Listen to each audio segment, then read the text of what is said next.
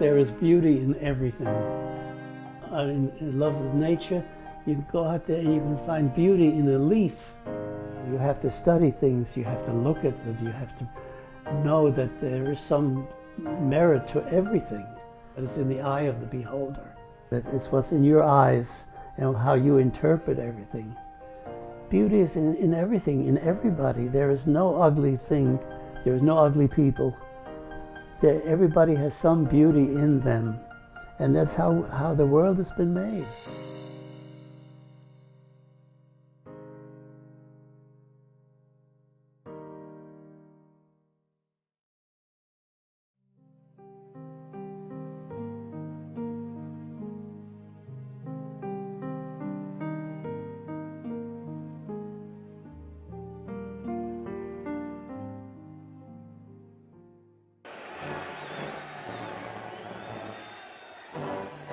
You can't blame one man for what happened.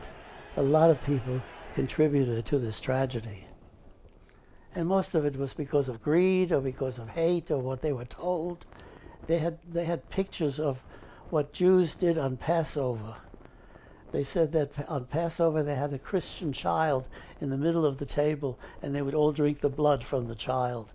I mean, they had these drawings all over the place and people believed that. There was no way to get out of Germany anymore because every country was at war.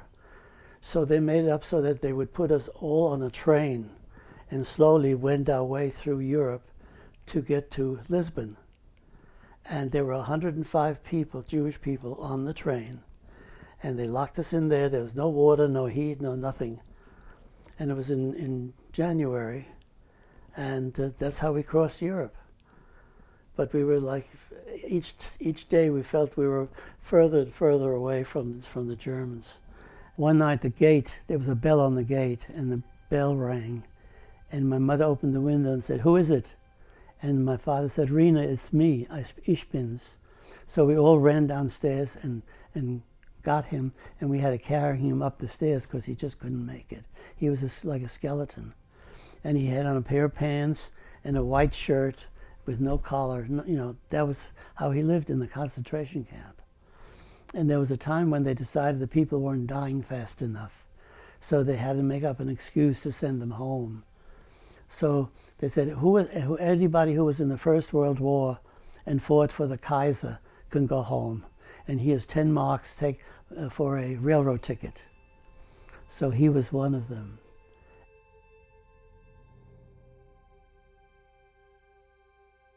When I think about it, it still hurts me.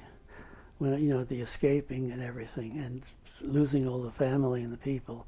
So when there's things come on television, I have to shut it off because it really hurts me still to this day.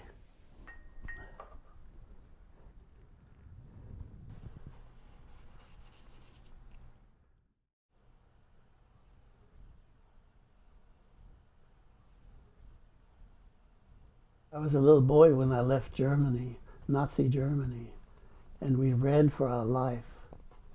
And we almost didn't make it.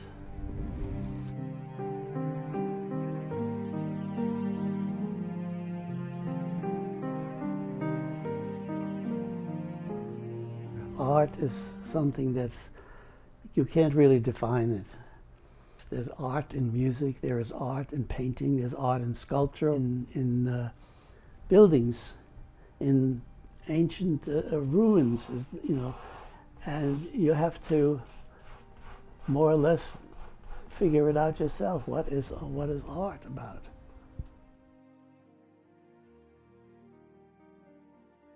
When I decided I would do happy pictures and lots of color. And like, if you see red, paint red. If you see blue, paint blue. Don't be intimidated by color. I like to do pointillism, which is a technique of dots, which when you put them all together, they form one color. And that was invented by a man by the name of Sarit. He was the daddy of pointillism in the late 19th, early 20th century. And he believed that if you put different colors together, eventually they'll get to the color that you want. When I started painting, I realized that you have to do a picture that people will enjoy, that makes you happy. I felt that I should do something that will stay behind me when I leave this earth plane. Then most people, it's a picture. And to me, it's something that I really put my heart and soul in it. I always say to people, why are we here? Do you know why we're here? We must be here for some reason, because whoever created this world had to have a good reason.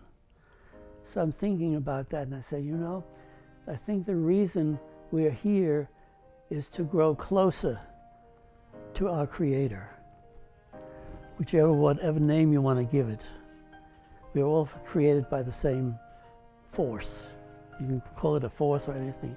So I always feel that we are here to grow closer to that holiness that creates everything. Because without that, it's like a breath of life. There would be nothingness.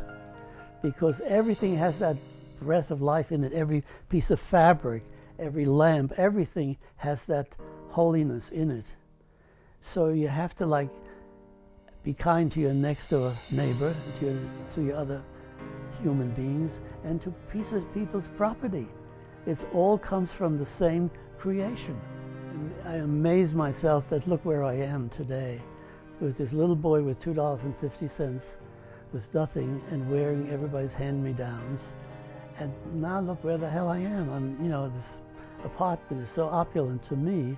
It may not be Versailles, but to me it's great and it's wonderful that I was able to achieve all that.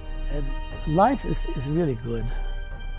We just can't hassle, and we just have to let it be, and let our next door neighbor be, and don't criticize, because everybody has a problem, or everybody has something to do that they don't like, or what they don't want to do. But we're all in the same boat. We're all here to grow closer to our holiness.